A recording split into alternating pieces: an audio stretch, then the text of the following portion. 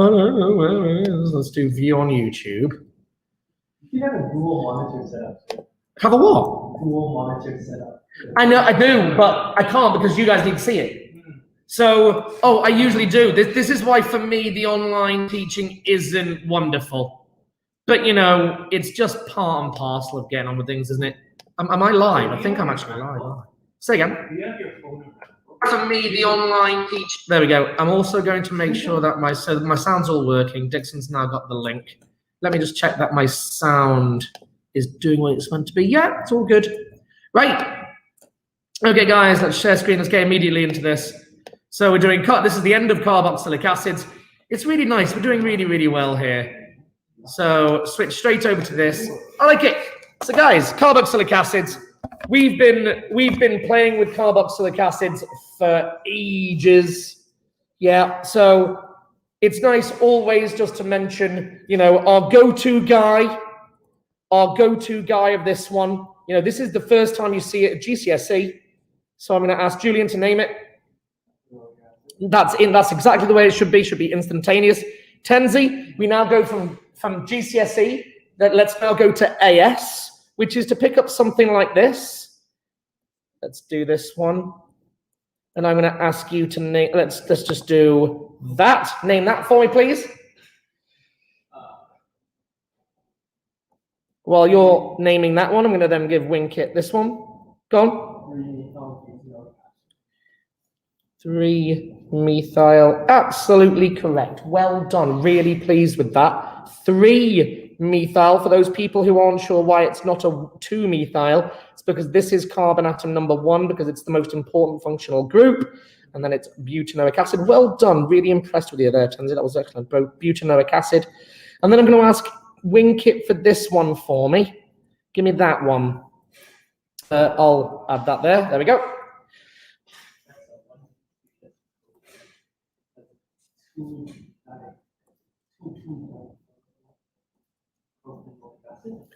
Two dichloro, well done, it's good. Two numbers needed, of course. 2,2-dichloro-propanoic acid, well done, great job. Gonna go to Julian, propanoic acid. Gonna go for this guy. Let's go for this guy, Julian.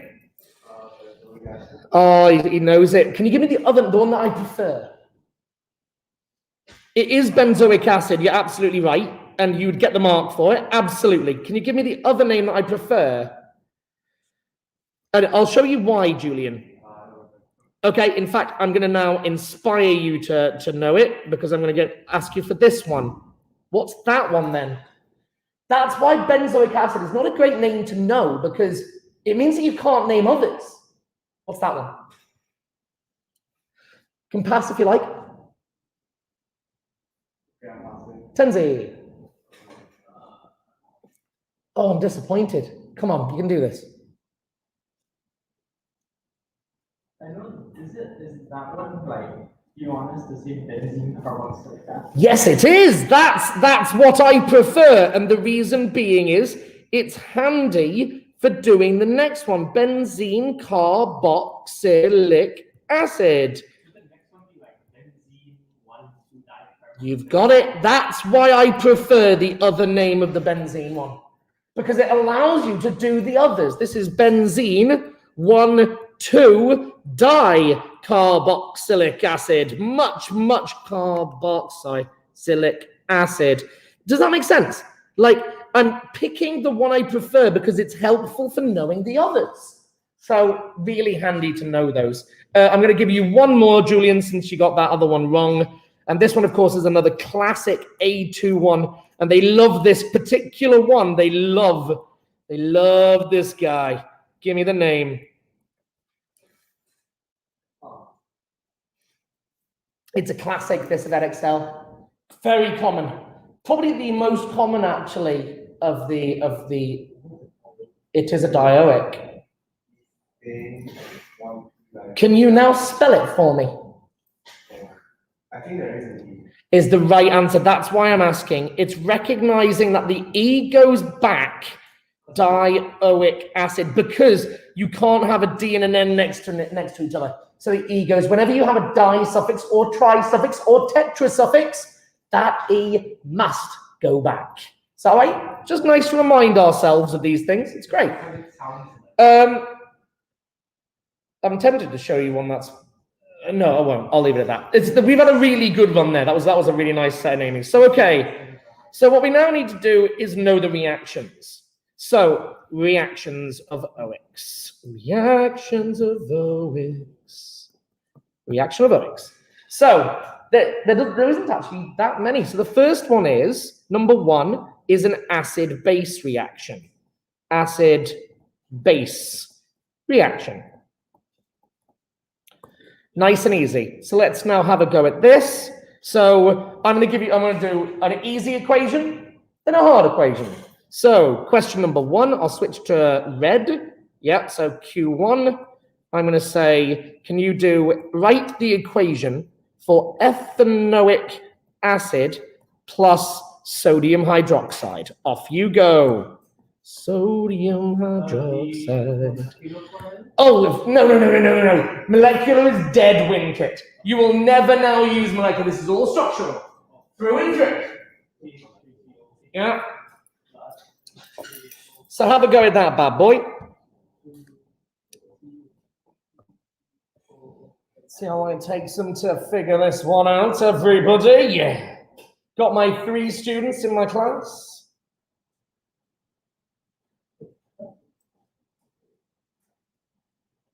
Okay, you guys. I'm going to go for green. So nice and easy. We are always now doing structural formulae. Molecular is now dead unless they're asking you for it. Because it doesn't show any structure, you can't use it. So plus NaOH, arrow, CH3, COONA plus H2O. There is AS level, reactions of carboxylic acids. This was done at AS, but it is tricky. Just to remind ourselves of the name of this guy, which is sodium ethanoate. Sodium ethanoate. I'm also going to now draw the picture of this particular compound, because this one, if I asked Tenzi, what kind of bonding is in sodium ethanoate, please? Oh, you've gone mad. Totally mad. It's ionic. This is now a salt. Yeah, even though there's covalent ions in it, it doesn't matter. Ionic dominates. Yeah, this is going to be a white salt with a high melting point. Yeah, all good.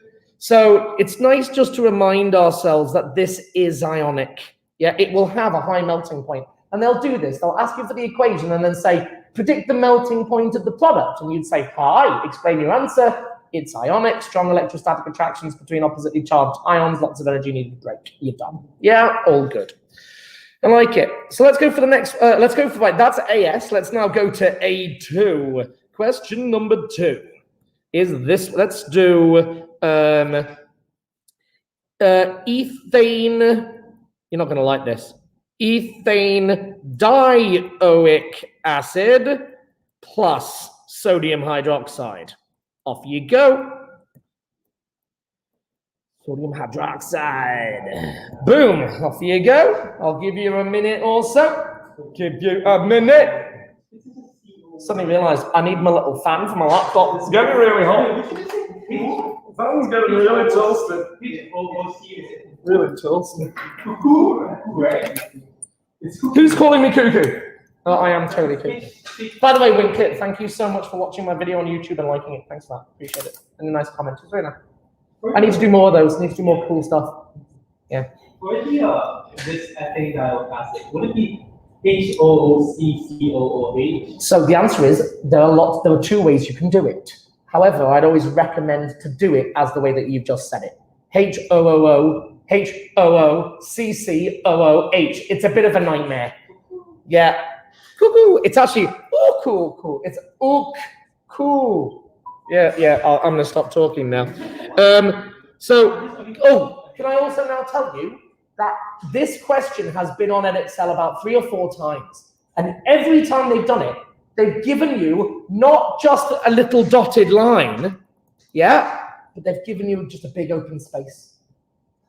So what they're doing is they're realizing that students don't know how to write it out as a structural, yeah? And what they're doing is they're allowing you to draw the reaction. Does that make sense? Yeah? So what we'll do is we'll draw the reaction and then convert it into a structural equation. So here's the ethane dioic acid plus NaOH. They give you this big, wide open space. And then we're going to form, so if I then said to Julian, can you name this, please? Plus H2O, and then we balance it with a 2 there and a 2 there, I believe, and we're done. There we go. Now let's convert it to structural. Oh, it is a bit weird.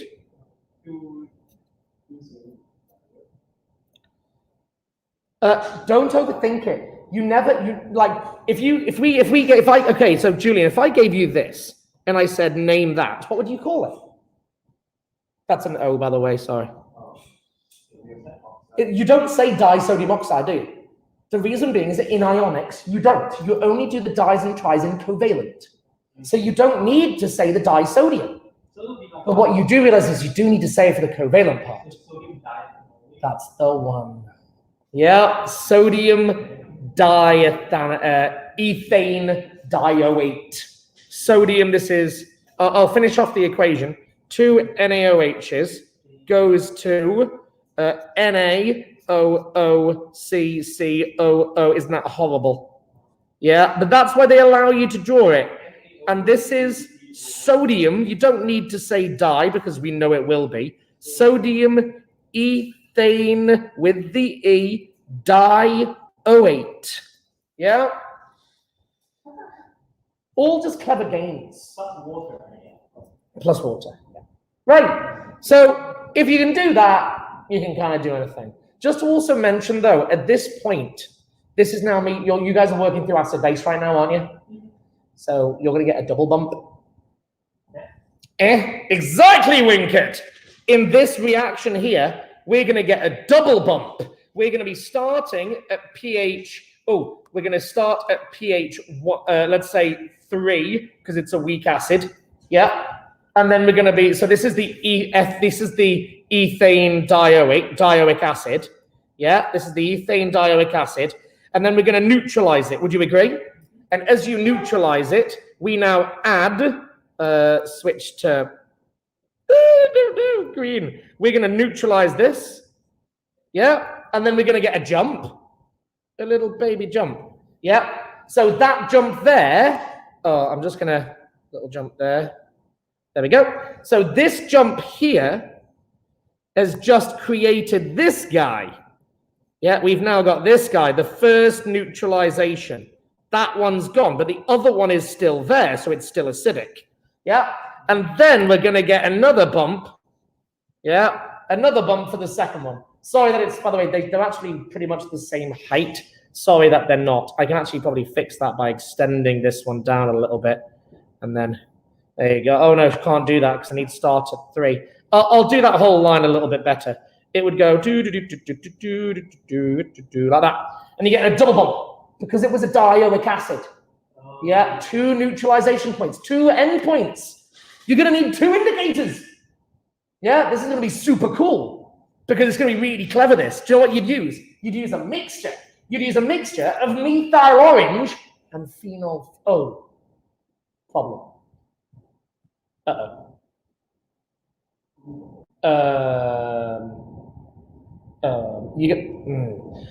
You probably use a mixture of methyl orange and phenolphthalein. It would work. The reason being is when you have the 2, we know that phenolphthalein is colorless in acid, yeah, and then bright Barbie pink, yeah, in alkali, yeah, but colorless at the beginning.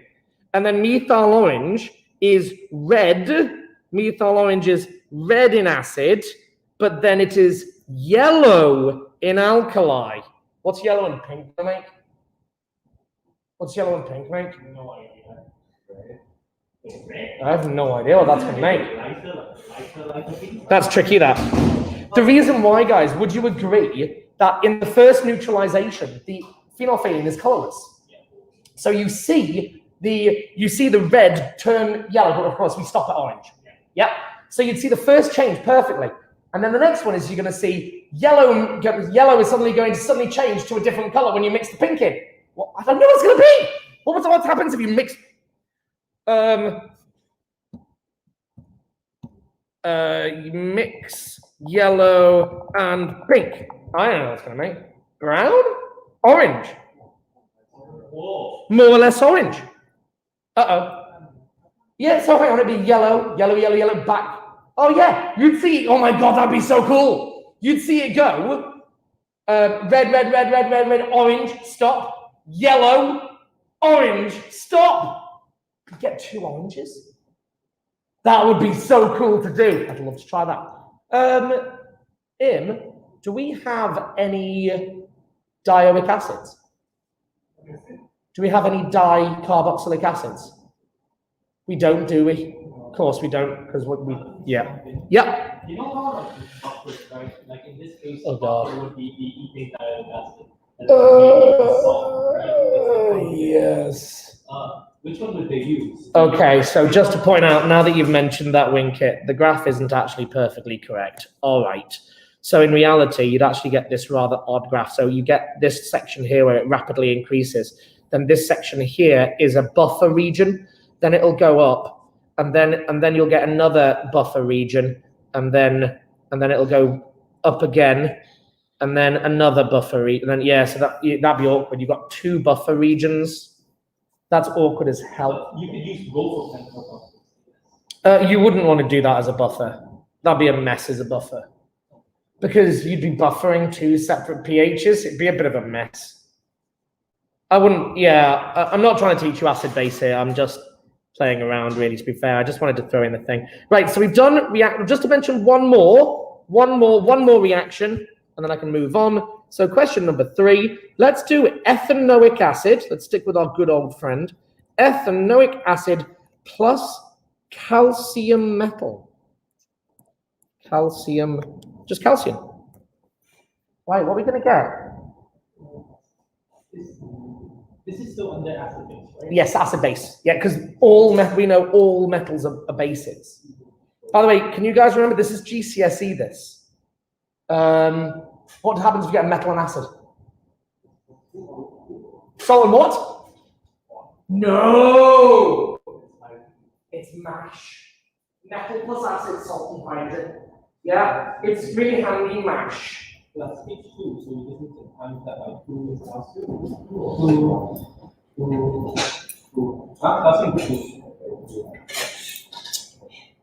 Wait. Oh, have you figured it out yet, Winkit? Why it's weird?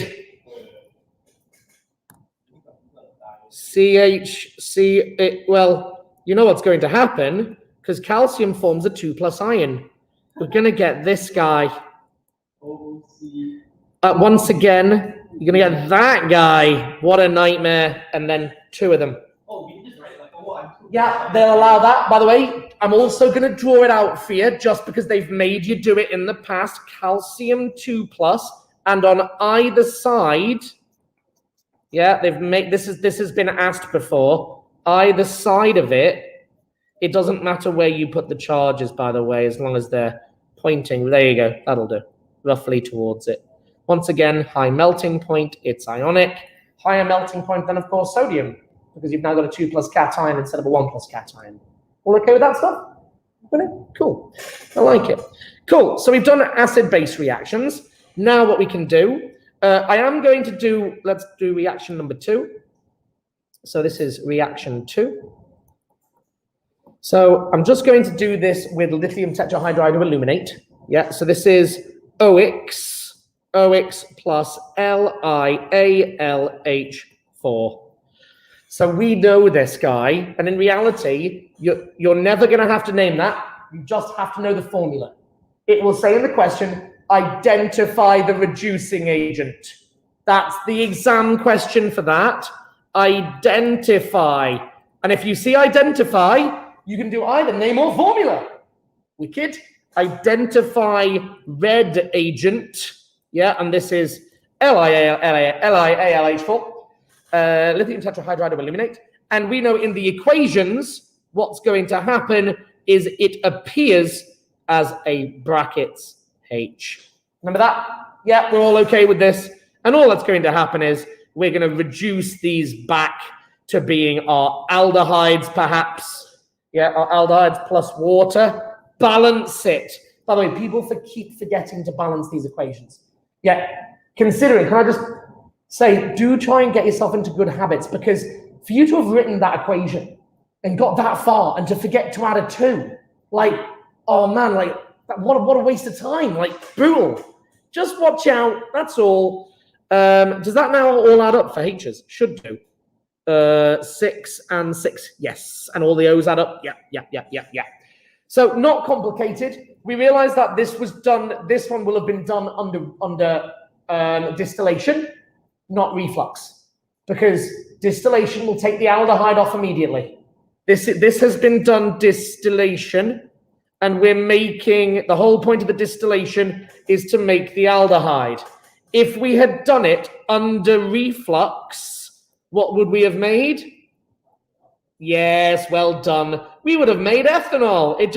The whole point of refluxing is that the reaction mixture will return to the reaction flask and the reaction will continue. And then we've got to balance it with all the H's. So you've got many over here. 7, 2, 4, 7? 7? Really? 7? Okay. And we've got 4 already. So 3? Is that it? Am I off? No, I think you're fine. Really? Because we just need to get rid of that can't make sense. I've not balanced something correctly. What have I done? Oh, I've not included the blimmin' ones in the 8. We've got 8 hydrogens. We've got 3, 2, 1. There's 6, 8, and we've got 4. So it's 4. That now adds up, doesn't it? That makes more sense. Cool. Yeah, I like it. And the reflux is designed to create the alcohol. I like it. So the only thing you don't need to ever do anything with LIL, you just need to be able to write the formula and use the H in the equation. Oh, we do, of course, need the mechanism, don't we? Yeah, we know that we can use H, but we know that this is in reality, this is H minus, yes? Yeah, that's what LiAlH4 gives us. So what type of a reaction would this one be? It's nucad. This is nucleophilic addition. Ooh. Oh, you wouldn't call it that. You'd call it a reduction. So the reaction is a reduction. So these reactions are reductions. Reaction is reduction. But what's the mechanism? The mechanism is going to be nucleophilic addition. Is it nucleophilic addition elimination? Oh, let's have a look. Let's build it. Let's build this. Build this. Right. So we're going to now do add on H minus. Right. So, oh, by the way, just to mention, this, of course, has to be, the key thing here is in dry ether. So it can't be in water. Yeah, nota bene, reacts with water. Reacts with H2O, so it has to be in dry ether. Right, so guys, mechanism-wise, Tenzi, where's my first curly, where's the delta? Which O? The one that has the... Okay, so first of all, you're thinking of the, let's label this first. First of all, would you agree that the only thing that could go for is the H? It's definitely not going to go for the O, is it? They're both negatives, it's going to repel it. But hang on, if it pulled a H, that would be weird, wouldn't it, for it to pull a H off? It's not, that requires a base. Yeah? So that's not the right delta. It's this delta. Who's it going to go for? Of course it is. Yeah? And then we're going to double bond O breaks. This is the point of which I need to say, guys, I teach you these mechanisms, but in reality, you have to kind of learn how to build these. So I've now got this structure, and the H is now attached. There we go. Right. Now, in terms of the aldehyde, this is quite interesting, isn't it? In terms of the aldehyde, what's now going to happen? Well, it's going to pick up H plus from water. It's going to be really interesting, this. It's going to do something very strange. We know we need 2 H's for this, don't we? We need 2 H's here. So what's going to happen, this is really tricky, actually. So what actually happens here is, number 1, that double bond is going to reform. I know it seems really odd, this. By the way, I'll do the real one. What's going to happen is it's going to pick up H plus from water. Oh, there's no water in the mix. So it's going to take it from something else. Oh, there's no water. There's no water. Is it in the conditions, maybe? So hang on a sec.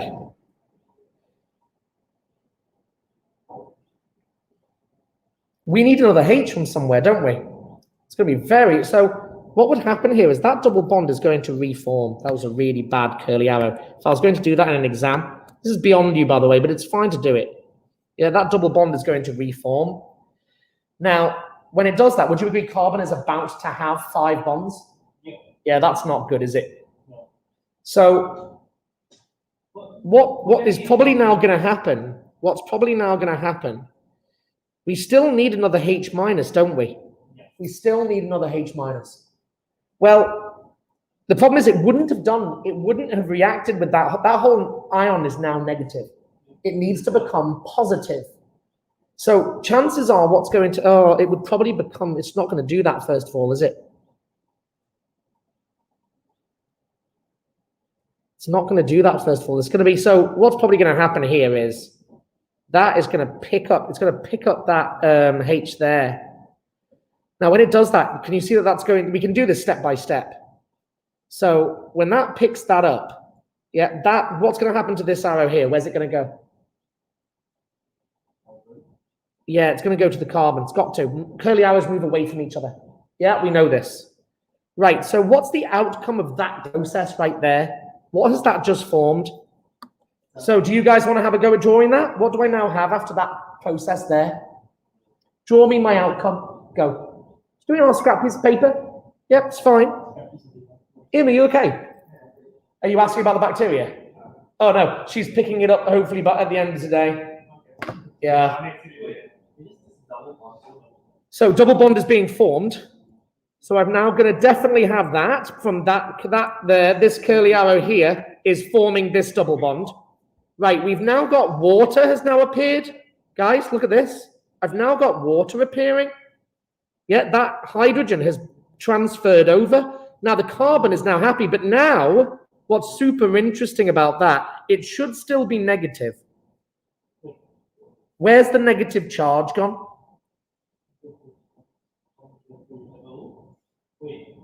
Hang on a minute. Oh, there's a problem here, isn't there? Because that carbon can't do that. Look at these 2 curly arrows. That can't happen because the curly arrows here are coming together. That's awkward, isn't it? So, so that's tricky, that. It kind of looked right at that point.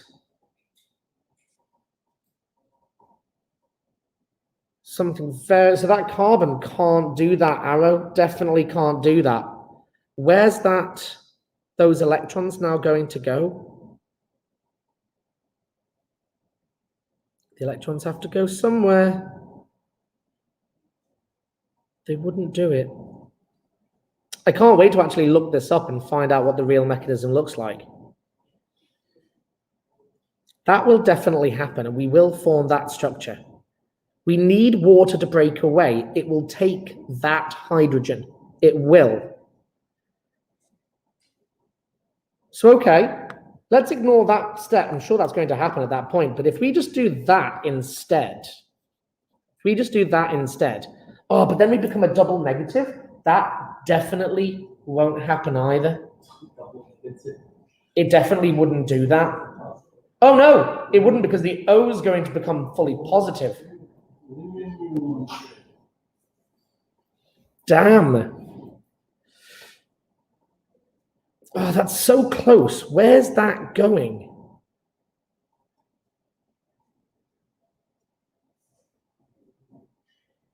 Because at that point, what we would have is this structure. And that would be fully positive, and that would be fully negative as well. That's not going to happen.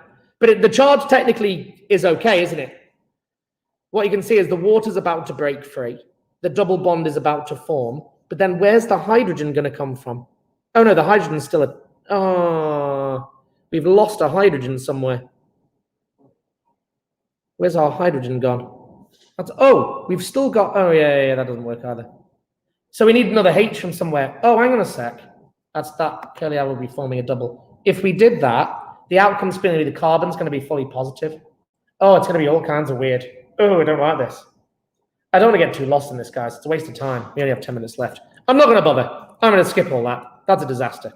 I wanted to figure that out. I feel like we can. Next time.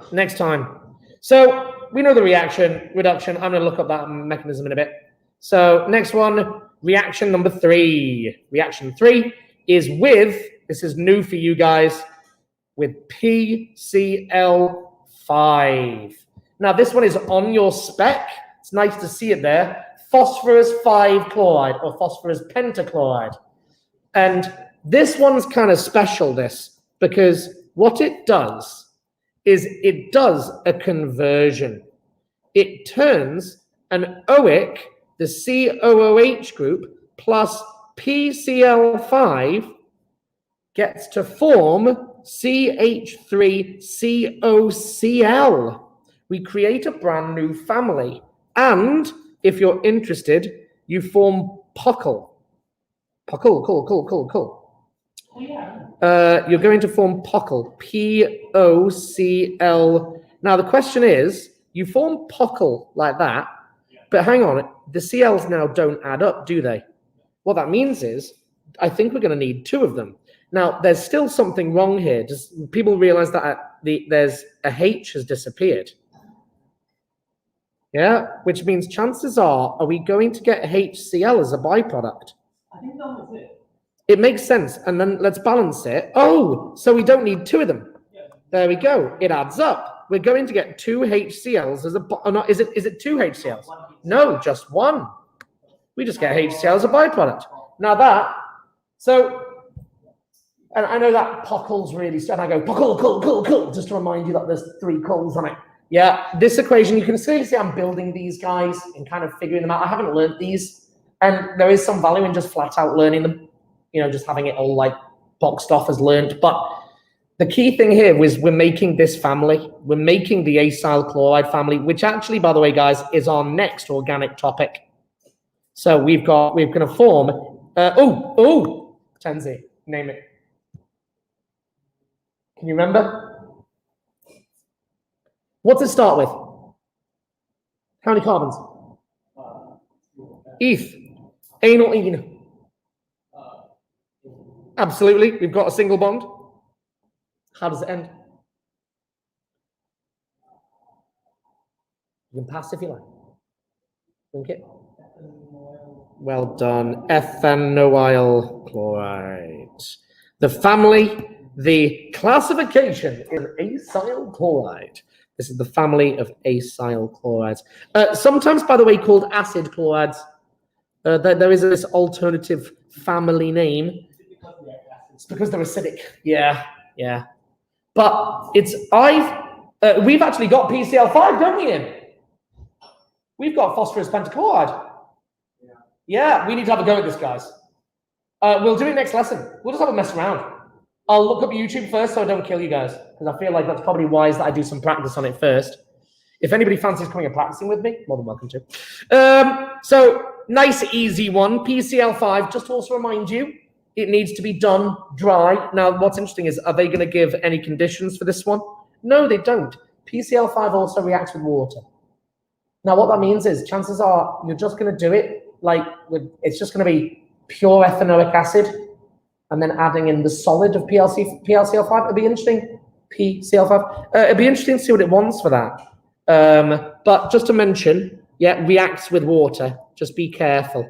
Reacts with water, which means water can't be around. I will check the condition for that. I'm assuming you just kind of do it. You could do it in ether again, but then the ethanoic acid's also an organic liquid anyway. So I think you just add the solid to it, but we will see.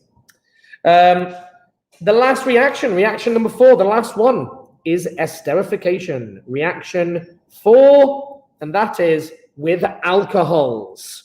OX plus ols, and we are making esters. Yay, we did this at GCSE.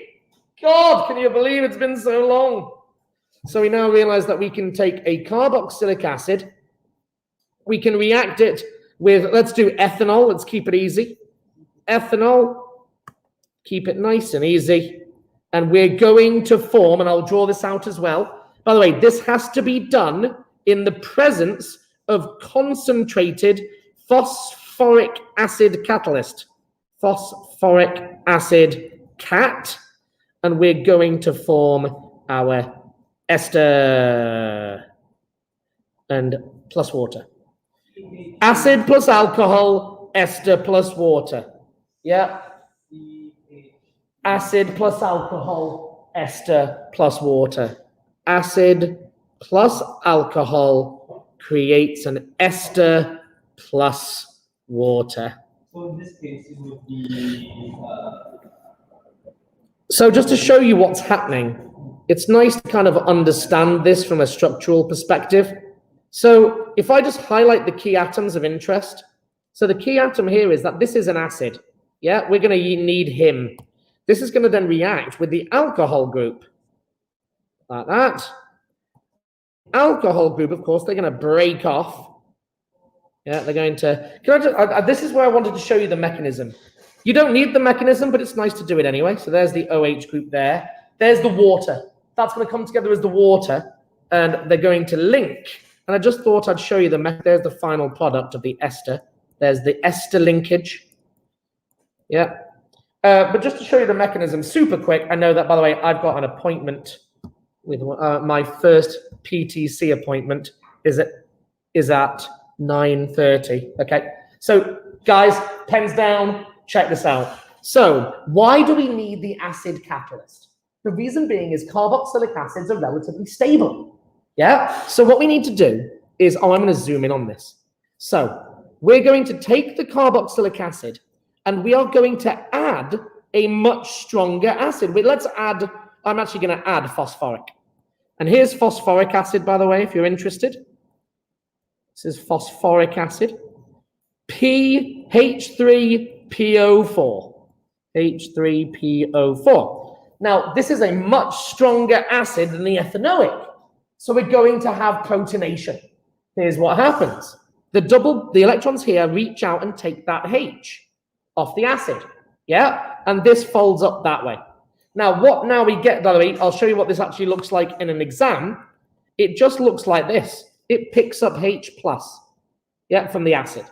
Now, what I've now formed is this. This is the mechanism of esterification, by the way. I've now formed this structure. Now, what you guys have hopefully realized is that this is now very unstable, because what's the carbon atom going to be?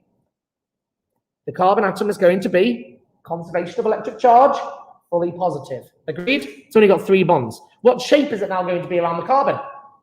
Trigonal planar. Look at what now happens. This is now fully positive. The alcohol group now attacks it as a nucleophile. Yeah, it's going to join onto it. Right.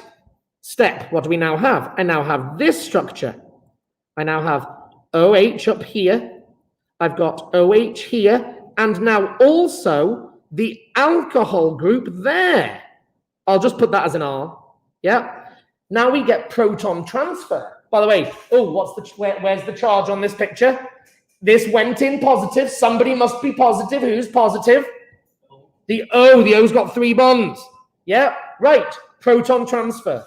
This oxygen now steals that one and this rolls back to the O. Product. What do I now have? I now have this structure. I've now got OH up here. Oh, can you see the water? The water's about to go. The oxygen has now resolved itself, but this oxygen's now fully positive. Now it's going to kick off. It's going to take it away. Yeah, it's going to break off. Yeah, look at what we now get. We now get this structure. We've now got C, bond, OH, bond, O bond R. Agreed? And here's the really cool bit. The phosphoric acid is well annoyed that you stole its hydrogen in the first place. Can you see what it's about to do? It's going to take it back. And a double bond forms. So your acid is regenerated, and we now have an ester linked on. Isn't that wicked? Wicked smart! Sorry guys, that was awesome. Love that. Anyway, great, look at that. Multi-step mechanisms. At this point, I will leave you guys be. Go and have a lovely rest of your day, guys. I hope you found it useful. That actually brings us to the end of carboxylic acid. But we'll do some playing around next lesson. We'll do some practice. Just some nice easy ones. We'll make an ester. I'll set up an ester prac so we can just make an ester. One of us can play around with PCl5 until somebody dies. Amazing. Excellent. Guys, have a good rest of your day. Take care. Bye, guys.